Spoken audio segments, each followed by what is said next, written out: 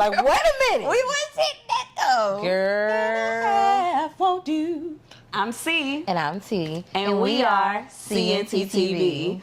First thing that we are going to talk about on our docket tonight, actually, we always do a mental health check-in. So, T, how are you doing? Whew. Okay, so I don't think I told you guys that I have a puppy. My best friend got. My kid's a puppy. Yes. And my baby got sick, y'all. I thought he had his shots. Apparently he did not. And my baby got parvo. And last week was a very rough, stressful week for me. But, you know, we made it through. Took him to the vet ER. And we made it through. Got him his meds. Got him treated. He is back to normal, jumping around, knocking over things, and being my normal little baby. So we're doing good. Mentally, I'm doing a lot better than I had been doing. And I think that's just because I've learned to compartmentalize the things that I'm going through and how I let things affect my day-to-day life. So I've learned to, you know, let's see, how can I say this? Control what I can, and what I can't, let it be what it is. And let go and let God. That has been like my thing lately, is just let go and let God. If it's in my control, I'll do what I can do, and if it's not, I gotta just let go and let it be what it is. So that's been my thing for maybe the last few weeks, you know. Kids are out of school now, so it's about to get real. That grocery bill is about to and go up, but you know, I hope to do something with my kids every weekend. I've done good.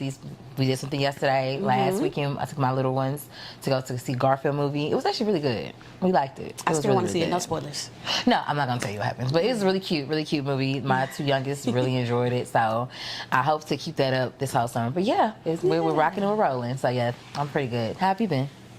I'm good, man. Like, so today is my official kickoff into the summer months. As she said, her kids are out of school, which means the teachers are out too. So I am super, super, super thankful that I am out. This is the first year in like 6 years that I'm not teaching summer school. Typically I teach summer school every single summer. I love the extra income, but I really needed the break this year. Right.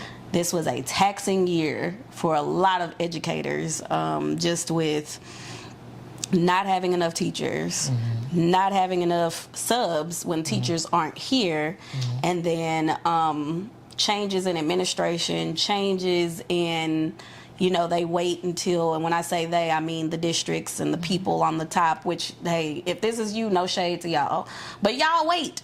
Y'all wait until January, February, March, and then we want to implement new systems that the kids are already used to. So this was a very, very, very, very stressful school year for me. So I just need this summer to reset, relax, and get into, you know, things with my bestie here. Oh yeah, we're gonna have a good time. Yeah, we're gonna have a good time. We got some trips planned that we will be vlogging. Her birthday month is this month. Whoop, whoop, whoop, whoop. Yeah. August is coming, so wait on it. Yeah. Our birthdays are 6 weeks apart. It's so cute. And So we're gonna have a dope. time. Yeah. We're gonna have a time. We y'all. absolutely are. It's gonna be awesome. It's a celebratory time of the year. Yeah, Make it special. but other than that, like mentally, I feel good. I'm happy to finally be stress-free-ish, and just relaxing this summer. Right. I will be looking for some side hustles, and I got some artwork and stuff coming. So, you know, yeah, if y'all want to get into that, I'll talk about that later. But yeah, one of the things that has been stressing me so much that we're going to talk about today is my hair. Natural hair is not for the weak. No. I will say that natural hair is not for the weak. It is not for the weak at all. It's really weird to say. I don't want to say I hate my hair. I hate doing my hair. Right. Because there's so much work that goes into doing It's a full-time you job. know that. I mean, It's a full-time job. even with locks, you know that so much work goes into doing natural hair. So many products. I was talking to a friend of mine, and I was like, "Yeah, I'm getting some scrunchies," and she was like, "Well, every time I talk to you, you're buying new hair products." And I was like, "With natural hair, you got to find out what works for you, what works Correct. best for you." So I have 2 different types of textures in my head. So what works for the back of my head? don't work for the front of my head. Let me tell you. And it's that 2-texture hair is a nightmare. I would rather it be all or just nothing. Right. And it's really difficult just navigating and figure out what works for me. And I'm tempted to just cut it all off again and just wear a cute little low wave, even if I shaved it like Amber Rose style, but instead of blonde, I'm thinking orange. You have a cute head. You have a cute head shape. Everybody does not have a cute head shape for short hair. Let me tell you. I think I have a water head, y'all. So I would never cut my hair super short because I don't think it'll be cute. Let's try a pixie wig on you. I would do that, but see the way my locks are set up. Let's. I feel like we can do it. I feel like I'm all for the experimenting. because look how this is. It's flat. However she laid these are flat. So we could do that. Now your hair is long, so we would have to sew and tuck. Yeah, probably like you got 2 or 3 hang caps. time in the back. But I'm all for playing. I'm all we for could it. do it. I'm we all could for do it. it. I'm not against it at all. Yeah. But locks are not for the weak. I'm telling you. I'm locking my daughter's hair today. I feel like natural hair. I just feel like hair as a woman, anyways. Because it's all a part of maintenance. It's all a part of maintenance. Yes. And it's super frustrating. And, we have all these conversations about what does it mean to have good hair? What does it mean to have healthy hair? If you're natural, is your natural better than a relaxer? There's all this information about relaxers having chemicals and toxins and this and this. But I remember our moms and our aunties and all of them having relaxers in the 90s. And even you can look at pictures of them with the Jerry curl. The Jerry curl is still a chemical. It just makes the hair more curly and softer. Right. And I remember looking at pictures. Like a texturizer. Yeah, I look at pictures of like my grandparents and my parents in the 80s, and they all had beautiful, long Jerry curls. And even in the 90s, my aunts and my mom, they all had this really beautiful long hair, and their hair was relaxed. Now I'm sure things have changed product wise, Right. but I don't know. How do you feel about relaxers? I used Professional ones. I used to get my hair permed. Because they like to, there's a different term between saying you have a relaxer, you have a perm. I used to get perms as a child. I think I stopped perming my hair maybe my freshman year in college because I couldn't keep up with it. I didn't know how to do it myself. I didn't want to mess up my hair. My mom was here 4 hours away. I went to school in Houston. Shout out to Texas Southern University. Go Tigers. But my mom would perm my hair when I was home, and eventually I just got tired of it. I couldn't keep up with it. I couldn't manage it myself. So I just went natural and just grew out my hair and kept growing it out. And eventually I got tired of dealing with it. I also have 3 different textures in my head, and I couldn't ever find the proper product that would work best for my entire head. And God is funny because he gave me 3 daughters. Why would he do that? I don't know. And all 3 of them have different textures. All of them have thick hair. God is funny. But they have different textures of hair. They do. All 3 do. One has locks. And I'm starting the second one's locks, and I'm trying to get that last one. No, I get the baby. Leave the baby alone. If I can get that baby to get her hair locked, we rocking and rolling, baby. We rocking and rolling. If she wants to. I don't think she's going to, though. It's her choice, though. I'm not going to force her. No, I know. I don't think she's going to. She reminds me of me. She's, And she's very indecisive, so I don't know if she's going to really want to stick with it. My oldest asked me because she locked her hair back in October. Well, back in like September. And I told her, give it a month. If you still want locks, we'll lock it. And her reasoning was just like mine. She don't want to get her hair done. And with locks, you only have to get your hair maintenance maybe every 6 to 8 weeks. If you, take care of it properly in between the time. Yeah, you'll have new growth. Everyone's going to have new growth. But if you can maintenance it, make sure that, your locks aren't fusing together and you're able to keep them separated and manage them over time, you should only have to get your hair done maybe 6 times a year, if that. So that's a lot better than having to get your hair done every single day or having to slick your edges down or get braids and all. So she wanted locks for that reason. I got locks because I got tired of dealing with my hair and my arms hurt. It's a lot. Just to separate and detangle, it's a lot. It's literally like a full hour shift. Like it's a whole full day shift. Like it is. I would block out like a day and a half just to do my hair and my daughter's hair. And it's like back to back my hair, then all 3 of their heads. My son has locks, so we're turning into a lock family around here. And I'm all for it because I'd much rather only have to deal with us getting our hair done once every 6 to 8 weeks versus having to do head every single day because it's time consuming, especially in the morning.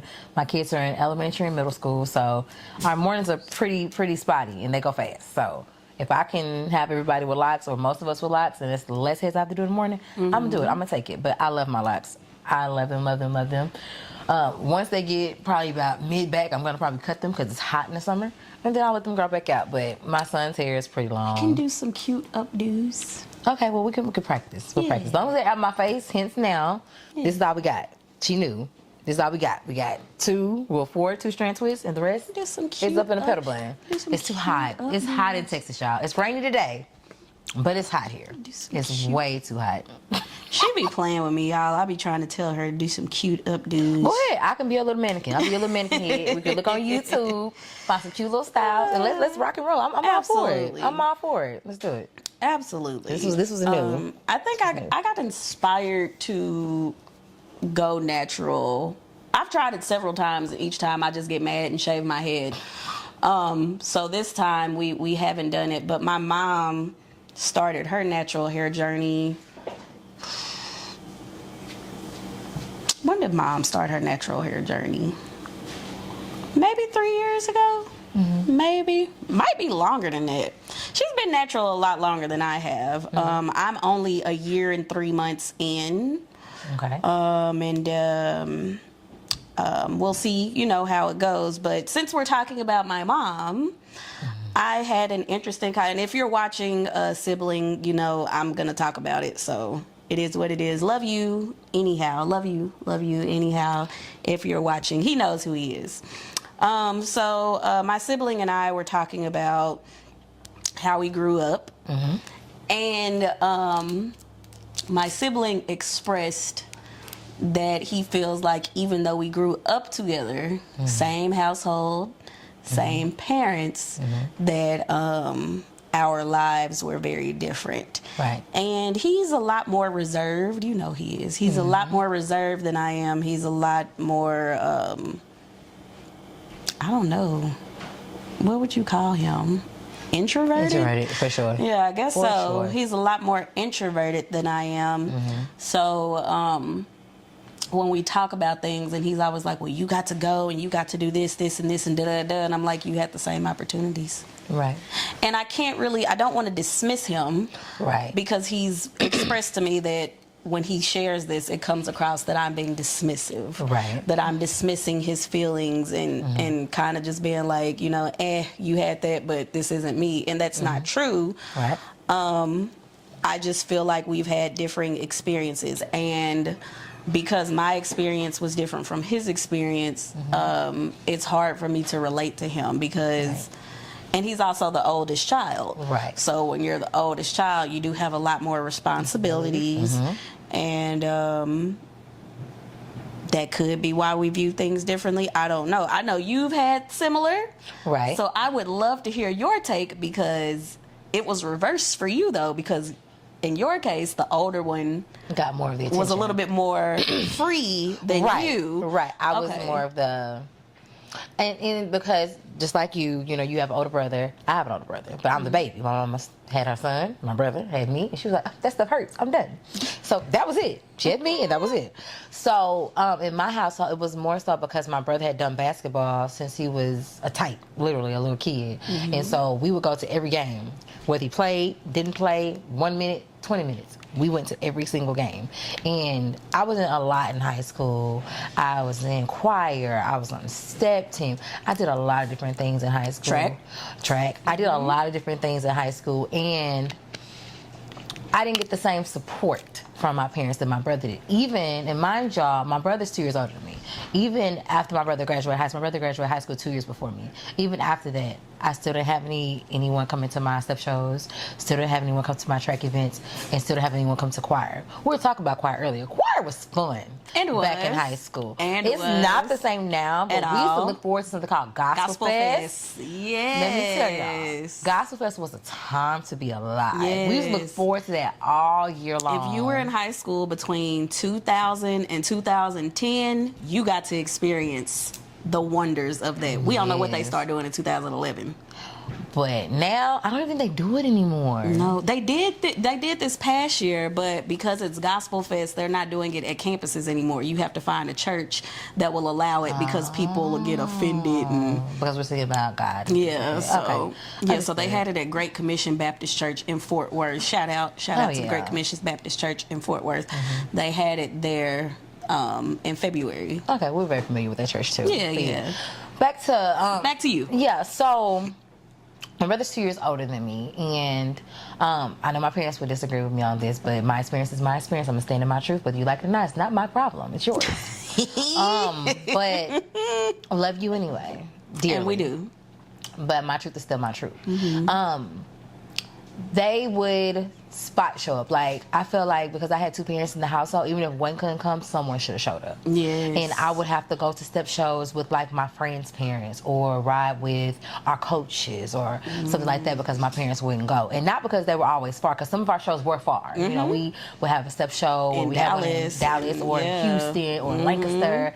I understand that, but when we have one that's 15, 20 minutes from the house, you can show up. Even if you don't stay the whole time, just show up and be present, just so I feel that support and that love. I had a void of that, and I didn't have anyone show up, not a cousin, not an aunt, no one showed up. And so I would always feel like nothing I did would garnish my parents' attention, no matter what, even though I was the only child in the house. Like, my brother would have more freedom because he was the oldest. He was able to drive. And he was a boy. And he's a guy, he's a boy, so he was able to date. He was able to have girlfriends. He was able to drive, you know, have things. He had a curfew, but they weren't very strict with it, depending on whom he's with. If he was with, like, friends, or if my mom had a relationship with his mom, or they were familiar with each other, she's like, oh, yeah, he can just, you know, make sure you call me, let me know. It wasn't as strict. But with me, if they said I'd be at home at 10 o'clock, I can't come to the house at 10:01. That's a problem. So we were very, very timely. Like, hey, it's time to go, girl. Okay, it's 9:30. Come on. And mind you, we grew up not even 10 minutes from each other. So yeah, we made sure. We were really close. What? How far away were the houses? She was in Forest Hill. I was in Eastwood. So yeah. You were in DFW or Fort Worth. Y'all already know how close those two are. We literally right around the corner down the street. Yeah. But so we used to make sure I was like, girl, I'm gonna get in trouble. Let's go, girl. Got your child. And that really sucks. Now, being that my oldest is a girl, my oldest is my daughter, very introverted child. She's not into, you know, hanging out with her friends a lot, you know, outside of me taking them. Once she gets older, I would hope to make sure that I allow her to have her own personality, have her own space, have her own freedom, but also make sure that I keep that going with my other children, not just allow her, because she's the oldest, to have that freedom. I want to make sure that I'm keeping that even playing field, basically, and making sure that whatever I let one do, I let the rest do with the same precautions, you know, making sure I don't show any difference in the way that I'm treating them, no matter what their gender is. My son's my baby. He's the youngest, and there's a 6-year gap between my oldest child and my youngest child. So, of course, by the time my son's a teenager, my daughter will be in college. So it'll be a lot different then, but I would make sure, even though he's a boy, to still give him that same guidance. Of course, the conference will be a little different, because with girls, you have to make sure that they know, you know, don't do this. Make sure you close your purse. Make sure you have your keys in your hand before you got things like that, like safety things. I want to make sure that my daughters are more head on a swivel. Somebody asks you for your number, just give it to them and block after they call. Make sure their head's on a swivel. Make sure you're, you know, before you know, don't put your seatbelt on before your car is out of, you know, drive. Make sure you're out of your parking space and then go. You know, things like that my son may not think about, my girls need to know about, because, you know, safety. Us being women. You know, we're targeted more. So, of course, I want my daughters to know certain things. So I may be a little more, hey, where are you? Are you safe? More than I might be with my son. Of course, I'm going to ask him too, but I might be a little more on edge when it comes to my daughters. But I don't feel like the difference should be, if my son has an 11 o'clock curfew, my daughters have an 11 o'clock curfew. Their age shouldn't matter. And the same way that my daughters don't stay tonight, my son's not either. And so that's me. I don't know your parents. I don't know their parents, but I know me. So if they want to stay tonight, they can come over here. And you know, my baby brother feels like he had a different experience from me and the other one, because he feels like he got more restrictions. And your parents were older too. In a way, he did, because my brother is awesome, and I'm gonna say that over and over. And he's awesome. He's awesome. So, and that's intentional. So please for the trolls. I know exactly what I'm saying when I say that. And don't play with us. Tread lightly. Yes. Very. My parents were a lot more protective with him because of that. Right. Understood. So he felt like, well, you let Candace and Big Bro go out and do this, this, and this.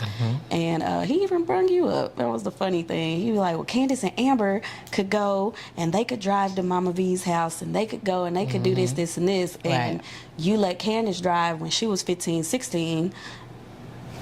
Baby Bro did not get to start driving until he was like 18 because of fear, you know. So he even when he talks about it, he has some of the same sentiments as the older one, where he feels like both of them feel like mine was more laxed and everything else, and like, oh well, you're the one that they picked and you're the favorite and you got to have blah blah blah. You're the blah. only girl. You think that it's that differentiation too because you're the only daughter too? It could. My mother was a full-time college student for most of our childhood. She went and did all of the degrees, like all of them.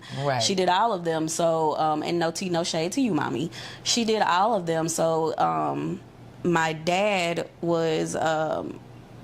Me and my dad are really similar. My dad's musical. I'm musical. My dad's was a part of the whole hippie type generation where you make connections with different people, and you tell me that all the time. You got too many friends. You got this friend. You got this friend. Everywhere you go, you got a friend. You make friends. That's a story for another day. What is it? Look at the camera and say it. Another story for another day. We're gonna talk about it.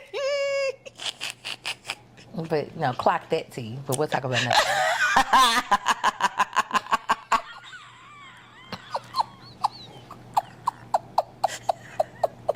One more time. What is it, Amber?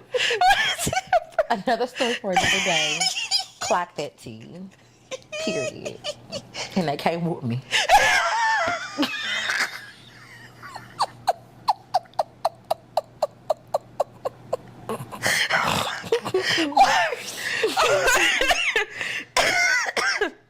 Where's the water? I said what I said. I know, and she means it. And she means said it. what I said. But well, you gotta add that in there. I said what I said.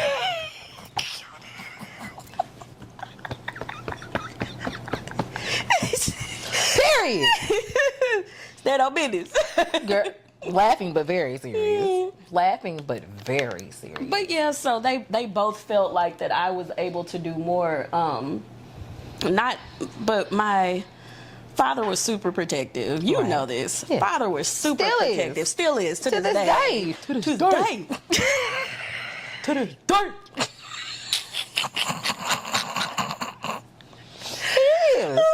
I think that's never gonna go away though. I don't think so either.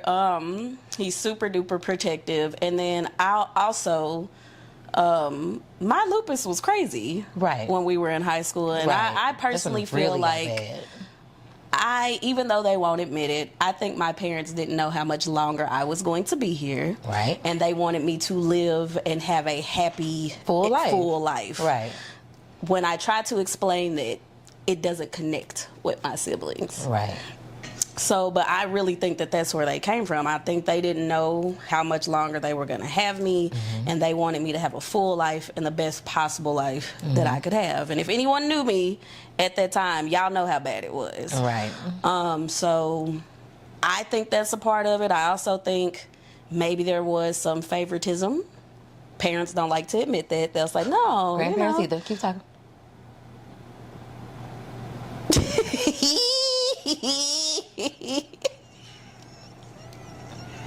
It's not a secret how I feel. So I think because of that, they just wanted me to have this full happy life. But of course, when you're a child and you see, well, you let this one go and go do blah blah blah blah blah. You let this one go off and go do da da da da da. But I couldn't do that, or you wouldn't let me do that. It does look weird, and sometimes it can cause issues and envy among siblings. Not purposely being envious, but just like wanting that love and that affection from their parent as well. And I tell people this all the time. When you have multiple children, you have to be very, very conscious of things like that. Like I try to make it a point to spend time with my children. It's hard because it's just me and it's 4 of them. So like I took the 2 youngest to go see Garfield last weekend. We all went as a family yesterday. Go out to eat. They wanted to go to CC's. We went to CC's. We got pizza. Cool. Now I know next weekend I may try to do something with my 2 older girls. Just me and them. Do you ever feel like And I think your baby girl sometimes does. Do you ever feel like they'll start thinking, well, why does she have these expectations for us, but not for number 2 and number 4? I didn't want to say anybody's name. Okay, so I also Do you have ever an feel awesome like they'll say that? child. Yes. Yeah. Baby girl has made comments before. Because I was gonna say she's in said, well, regards why to da-da-da-da? yeah, or well, you don't tell her to do X, Y, and Z, and I have to explain to her the level of cognizance that she's able to process. And like I tell her, she cannot conceptualize consequences right now. I can explain to her all day long, and she can repeat it back to me, and she's still not, it's not clicking. The light bulb is not going off yet. So I have to explain it to her, and with baby girl only being in 3rd grade, it's really hard to try to explain that to her for her level of understanding, where she knows it's not me deliberately treating anyone different, but I have to treat them with more precaution than others. I have to give a little bit more grace. Because I definitely feel like your oldest understands. I definitely think she gets it. Like I feel like she's always been kind of gifted with the gift of mature understanding and mature development, like from a young age. I always felt that way about her. But I do feel like number 3, I mean, and it's normal sibling, right? And but she's not held to. She feels like number 2 is not held to the same standard or accountability as she is. Yes. And like I have to understand. I have to explain to her. You understand completely what you're doing. You understand rewards and consequences. You understand if I do this, it's going to yield this type of reaction or this type of response. She does not always understand that. She just understands. Okay, I want to do this, and kind of like Jenga. Okay, I want to pull this block from here. Not realizing if I pull this block, the rest of this is going to fall. But I want to pull this block because this is the block that I want right now. Right. And she doesn't understand. I want it. Now, if all the other blocks fall, dang, I hate that they fell, but I got my block, so I'm okay. Oh, that's a great transition. Our next topic is going to be, generational trauma. Yes. And I was going to say that could lead to things like that. Absolutely. Like, especially within our community. I hate it. Black people, please don't stop watching us. We love y'all. Y'all are our dominant viewers. But as Black people in America, there is so much. I used to love Iyanla Van Zant's show because she would really delve into that. And she said trauma is carried in the bloodline. Absolutely. And I definitely believe that trauma is carried in the bloodline. Love my grandma. I'm gonna say her name, Mama V. We love you. We love you, Mama V. We love you, Mama V. Mama V has spoken to. She's always made a point to talk to her granddaughters about settling down, having a husband, having some children. Yeah, you know. And she was talking to my older brother, and she was just like, you're getting older and you're still alone. Don't you want a wife, or don't you want someone that could cook for you and clean for you? And he was like, I can do that myself. Period. And she was like, but don't you want someone that can have kids? And he was like, they can do that. I can have a kid with somebody if I want to. Right. It's all about choice. But her generation. Right. And she was born with the 1930s. Yeah. So their generation, all that they knew was to get married, have children, build your life around that. But there are so many women, love y'all family, please don't get mad, in my family, that I feel like followed that formula. And because they followed that formula, they messed up us. Because we got to see bitterness, anger, resentment, and some of that ended up trickling out and hitting us. We were all catching emotional strays. Right. Emotional strays left and right. Things that we were not responsible for. And a lot of times, I would finally, when I was like 22, I think I asked my mom, did you regret having us? Because even at 22, I still felt disconnected from my mother. Right. At 22 years old. Felt like this with my daddy. Right. Felt like this with my dad. My dad was going to make sure that me and him were like this. Right. Felt like this with my dad. Felt like this with my mother. And it's my mom and her mother. My mama and her daddy are like this. Her and Daddy J were like this. Yeah. All of them have told me that. All my aunts, all my cousins, her and Daddy J were like this. Her and Mama V were like this. Mama V and Grandpa, which was my big mama's grandfather, her and her grandpa were like this. Her and Big Mama were like this. That's crazy. So generationally, y'all have a disconnect with y'all mama. Yes. Crazy. And I would say some cousins say, "Oh, I can't wait till they come on," because Lori wants you to come on. Ooh. I can't wait till they come on, because she wants to do some demos too, with some hair and shit. I'm here for it. So when she comes on, I would love, like, the females in my family have all said similar things to where I'm connected like this with my father, and I say it, Chelsea, I love you. Chelsea and my Uncle Carlos are like this. Chelsea and my aunt are like this. Right. It's the weirdest thing. Generationally, I don't know if the fathers feel like they have to overcompensate in love and affection because the mothers are so hurt. Ooh. Like, in turn, you okay? Ooh. That's a good one. Okay, I was like, That's are you a good okay? one. I'm making sure you all Oh, right. girl. It's Yeah. brewing. It's brewing. I'm listening to you. Okay, I'm okay. listening to you and your story. I'm saying, Yeah. like, I think that the fathers felt like I have to overcompensate and be softer on them, which sucks because the boys didn't get that. So now they have generational trauma too, because the boys didn't get that. They felt they disconnect from their father. Yeah, Right. and because Which the is vital. vital. Were already far away, it's now I don't have a connection with mama or daddy. Right. So all I can connect with is my siblings, and I'm still mad at this sibling Because they got the love at least that I she's wanted. getting one of Right. the parents, and I Right. don't have neither. Right. That's crazy. That's crazy. Just I how don't even that's- think about that. that's And sitting here generational. talking to you about it, I'm telling you, it just comes out. It just I literally comes did out. not think about that. That's crazy. That's interesting. Are you okay?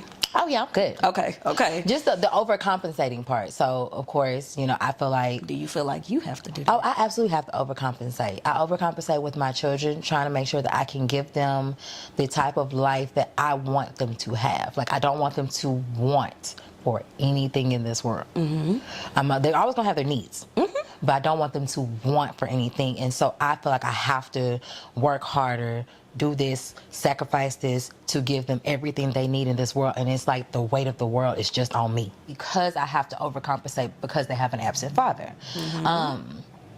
His own choice, but if he ever decides he wants to get his life together and come back around, the door is always open for the children, and the children only. Let me make that clear: the children only. The door with me and I, closed, slammed, deadbolt, burned, key gone. But the children, they're just as mature as they are mine, sir.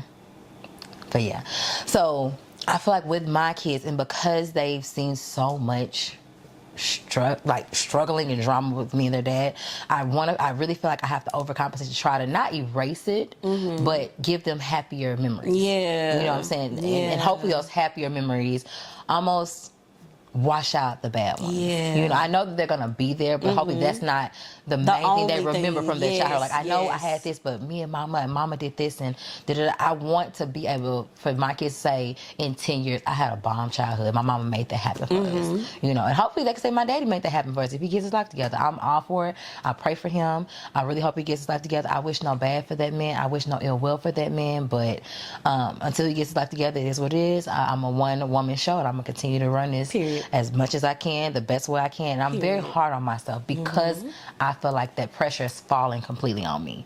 And my support system is small but mighty and can be very flawed at times. When you're speaking about your generational curses and traumas with your family, like me and my mom, we're tight, but we also have a very strained relationship due to things that have happened between us in the past and current things. Same with her and my grandmother. They're close, but they also have battles that they've dealt with. Same with my aunt and my cousin. They've had their issues and their battles. I'm not gonna say names, but you know. The same with my grandmother, my grandmother, and my big mama. They had their issues. I don't know the relationship between my big mama and her mother because she passed before I was born. But there's always that struggle between that mother and daughter with all of my family. And none of them have ever been super close to their fathers. I don't know about my grandmother and her father. My mother was close to her father because she didn't grow up with him. And my aunt wasn't close to her father because she didn't grow up with him. I think my big mama and her mama did not get along either. Yeah, and I feel like mothers and daughters always gonna have those normal mom and daughter kind of quarrels. And I feel like in my family, it's almost like if certain relatives see that mother and daughter getting too close, they want to try to break that up. They want to say, well, did you know? Or, oh, yeah, girl, let me tell you this. Like, on some messy type. It's like, why would you not want a mother and daughter to be close? It's because it's a wound. Like, they're it's wounded. Like, how dare you heal where I'm still while hurting. I'm still hurting. Absolutely. Right. And it's like, I'm not bleeding on you. I'm not, like, I didn't cause that wound for you. If you want to heal that, go heal that wound within yourself. Because I've had relatives try to, like, tear me and my mother apart. And we aren't the closest thick of thieves, but that's my dog. I love my mama. If anybody play with her, I'm going to tell you about yourself. Ask about me. Because my family know. Anyone behind Shirley gonna have to see me about her. And it is what it is. If you have a problem, square up. If not, leave that on the playground. We've talked about this squaring up. Leave it on the playground. And I want you to stop. Leave it on the playground. Leave it on the playground. And I'm never like that by nobody but my mama and my kids. When it comes to me, I'm just like, whatever. When it comes to my mama, that's who gave me life. Absolutely. Don't play by my mama. Absolutely. Don't play by my kids. Absolutely. I've almost caught a case behind my kids. You know this. And got expelled from school behind my children. It's okay. It's all right. But I'm not that person anymore. Absolutely. I have evolved, y'all. From 20, when I got pregnant with my daughter, to 33, I'm a whole nother person. But she's still well and alive. She's just put on the back burner. But when it comes to my mama, I don't play by my mama. I never will. I'm very sensitive about my mother, and I always feel that level of protection. And I feel like I have to be my mother's protector because I don't feel like she was always protected. And so I feel like because of that, You know that's trauma too, right? yes, it absolutely is, because I never felt protected as a child. I never felt protected as a child, and I think because of the unprotection that I felt is why I have to overcompensate with my children. I have to always make sure that they're always protected, they're always heard, they're always seen in ways that I wasn't allowed to be as a kid. I wasn't allowed to have a voice without someone saying, oh, you being grown. Because I'm speaking my truth. I'm not being disrespectful. I'm not cursing. I'm not raising my voice. I'm just telling you, hey, I don't appreciate that. That makes me feel some kind of way. You know, that's another part of generation. Like, I think black people in general teach younger generations not to speak up. Right. Because you have to think, Gamma and Mama V. Gamma's mother was the second generation after the end of slavery. Mama V and Just one in the 20s. second generation after the end of slavery. So they were taught, you can't say this, you can't do this, you can't do this, you can't do this, you can't do this. And that's just been trickling down to us. So even in safe spaces as black families, we're still not allowed. Nope. Because somewhere in our gene says, if I speak up, if I do this, this, and this is going to hurt more than help. So I'm just going to suffer in silence. Nope. And I refuse to do that. I refuse to do that. And I get judged on the way that I'm raising my children, and that's okay because they're mine. You did your raising. If you feel like rearing and being fearful of your parent is the way to raise, that's fine. I don't want my kids to fear me. I want my kids to love and respect me. I do not want to instill fear in them. They should fear nobody but God. And I'm not God. No matter how people try to play it, I'm not God. Yeah, absolutely. I'm here to be your mother. You don't owe me anything. And that's another thing with black people. Feeling like, oh, I took care of you. You chose to lay down, have sex, and not abort me.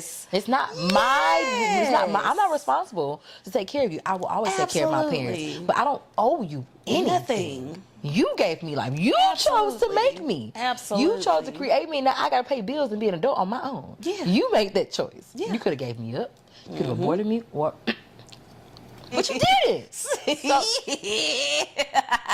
I'm just saying. You could have. We're just gonna bloop that part out.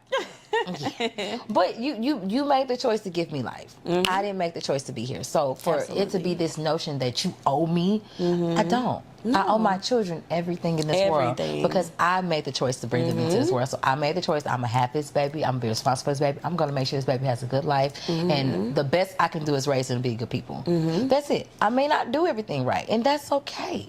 That's okay, but I feel like the problem is always going to come when we are being judgmental of someone's teachings varying from ours. And it's just like, it's okay to be different. And I'm not saying that your way is wrong, but if I feel like there's a better way to get the same message across, why not try a different method? Absolutely. So I think that's where the power struggle is when it comes to raising kids this day and age. And it's way different now than when we were in school. Absolutely. Kids are crazy nowadays. Kids are crazy. Kids don't believe you can run that fade. Girl, they won't get a gun. I'm going to find my mama's gun, or that one kid, terrible story, somewhere up north, the baby had took the mother's switchblade and was upset. It was a boy. He was upset because this girl that he liked ended up liking, I guess, his friend, and he got upset with the girl, so he stabbed his friend. Oh no! To eliminate him? Yes. I guess he thought saw him as a threat. That's crazy. He's like middle school kids or high school? High school. High school. And he felt threatened. But you're right. Like, this, kids don't process anymore. I think that's also trauma filled generationally too, because our generation is having these kids, and we're the generation that was brought up on go to college, get a degree, get a good job, work hard, and this will be how you provide for your children. And I think our generation is the hustle generation. Right. But we're the hustle generation while trying to figure out how to parent, while trying to figure out how to heal trauma, while trying to figure out how to keep ourselves from mentally breaking down, while trying to figure out how we're going to survive in America, while trying to figure out how we're going to have friends, while trying to figure out how we're going to incorporate all these things. Yes, we're overwhelmed. And so a lot of times the kids get lost in the shuffle. Right. And the kids are getting raised by the television. The kids are getting raised by the iPads. The kids are getting raised by TikTok. They're not engaging with their parents anymore. And because of that, we have a bunch of stunted emotional development occurring in our children. And if we don't fix it now, if we don't fix it now, if our generation does not fix it now, it's going to, I don't know what the future is going to look like. Have you seen that meme where it was like, these can't be the children Whitney Houston said? Girl, are the future, girl? It said these can't be the children Whitney was saying about. But technically, wouldn't that be us? We are the children. We're the children she was singing about. Absolutely. We were those children at the time. We were little. We were those children. I don't know about these some thug life kids nowadays. Yeah. But back then. These some gang. Girl. That's what these kids are. Child. But I think, Amber, a lot, and I think that comes from our generation too, because our when was gang culture, like 85 to 2000? Yeah. So I really think heavy back then. Yeah, I think we're a part of that as well, and our kids are seeing that. And they're wanting to mimic that. So even you have some parents who are like, I'm not like that anymore. But the kids saw it in the formative years, that and 0 to 6 years, and that did something internally to their memory. And that's what they want. Or they're looking for it because they don't have family. Because mama has to work 3-4 jobs to keep a roof over our head. Dad, he might not be in the picture, and if he is in the picture, he doing the exact same thing. So grandma has to raise us, but grandma is still working. Right. She ain't retired yet, so grandma's still working, and we don't have nothing else to do. It's a sad situation. What's the last thing on our docket? Because I think we're almost done. Oh, no, that was it. Generational trauma, and how do we break it? Boom. All right. Well, I mean, how do we break it? I don't know. Answer that one. I mean, I think the only way to break it is to have uncomfortable conversations. Right. We have to, as a people, start having these conversations, because black people don't believe in therapy. No. I definitely believe in therapy. Do not get mad at us. Black people don't believe in therapy. A lot of them don't. And then especially that super religious type of black people say, oh, you just need to pray and talk to God. Okay, but then what? Because God sometimes speaks back and we can hear it clear as day, but then sometimes God moves through other ways. Right. To where we're not for sure, okay, is this God or is this just me hoping that this is God? So I feel like this is God. So I want to be sure. Yeah. Right. We don't know. Right. And we don't have that any. God not talking to us like he was in the biblical days, and I think that's a whole nother topic too. Because I think another day it's coming down. I think man has strayed so far from that that God is just like, good luck if you want me, come and find me. I'm gonna be here, but you gonna have to go through some wilderness to get to me. But that's a conversation for another absolutely show. Another show, right? I think for me, one of the ways that I want to really be conscious about breaking that generational curse is just being that support system that I always wanted as a kid. Being that, and I'm not saying that my parents did not support me in the grand scope. I know I mentioned a specific area of my life where I did not feel supported, but I'm not going to say my parents did support me in the grand scheme of my childhood. That was something very specific. I want to put that on camera, on recording, that's specific to that part of my life. But I want my kids to always feel heard and spoken to. Like, don't just talk at them, talk to them. Listen, be able to apologize in ways that I never got an apology as a child. I still won't get them as an adult. No story for another day. We'll talk about it later. And holding myself accountable when I make mistakes too, because I'm not gonna always get it right, and I'm still learning. I'm very honest with my daughter. Mama's still figuring it out, baby. I'm gonna make mistakes. I'm gonna fall sometimes. I'm gonna scrape my knees a little bit. I'm gonna dust them out, but I'm gonna get back up.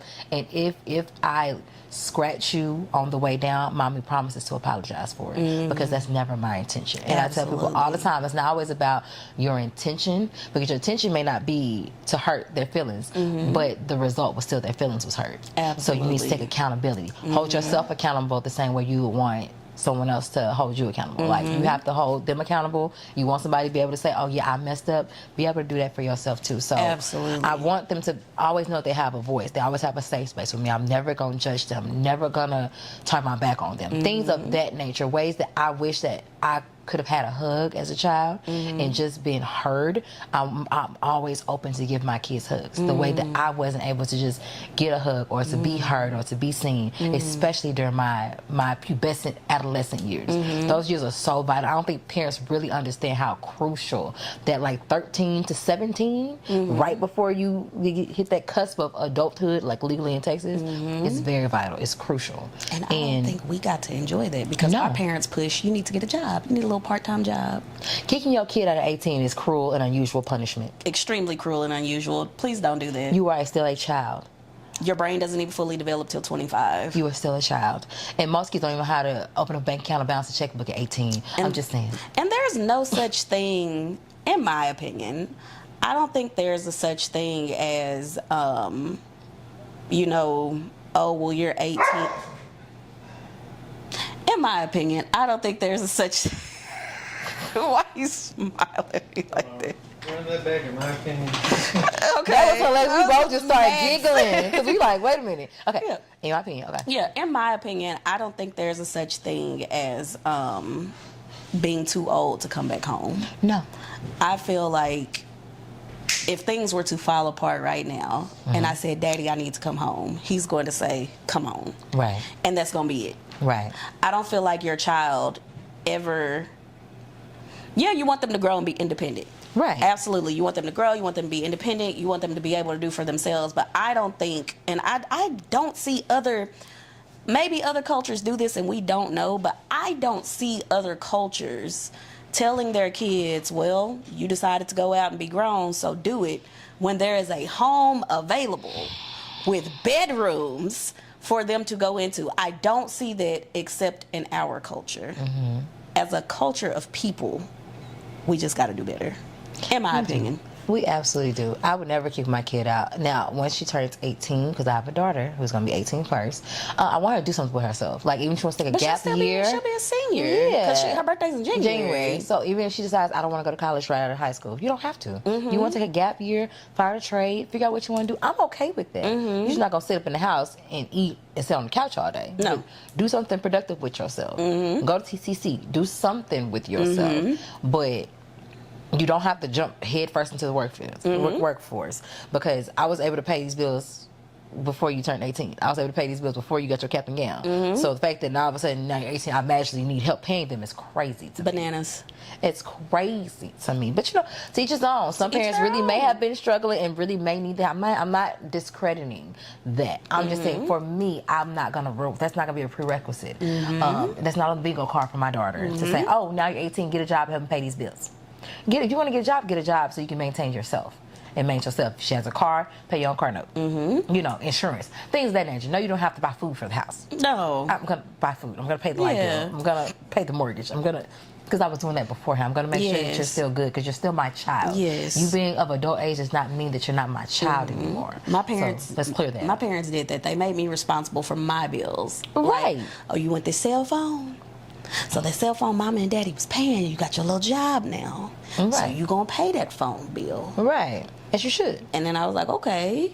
So that was just that. And then it was, you got gas in your car. You make sure you paying and putting your gas in the car. Right. Don't ride around here and eat. Yeah. So I had to do that. But that's that teaching you to be makes sense. responsible Absolutely. for yourself, though. Absolutely. That's not like me. I graduated high school at 17. I moved to Houston. I was still 17. I got my first job at 17. I was paying rent. As soon as I turned 18, my brother had an apartment. So I jumped headfirst into the workforce, balancing college, 2 jobs, very, very, very shortly after high school. And did it force me to be mature and figure it out very fast? Yes, but I didn't know how to open a bank account at that time. I didn't know that my job didn't do paper checks, so I had to have a bank account. I had to ask my mom, hey mom, they said I need my social security card. I didn't even have my social when I moved. Mom had to mail it to me because I didn't have it, and I couldn't get an ID. I didn't even have an ID on me. I went, walked around the mall, and literally filled out applications. And when they said, oh, okay, you're hired. Okay, cool. We need this and this and this. I don't have that. Well, you need to get it by this day. Mama, can you overnight me my social and XYZ because I need to get my ID? That's literally how I end up just jumping head first into it. Why didn't you ever ask me? Were you sick when I went to college? Yes. That's probably why. That's probably Yes. why. That's probably why. Yes. So this is a good show. It was. We're so happy. Good show, comfortable space. We talked about a whole lot of stuff, guys. Thank y'all so much for continuing to support our channel. We have so much more in store for y'all. This is just going to continue to grow and get bigger and better. So thank y'all again for watching. I'm C. And I'm T. Bye. Bye, guys.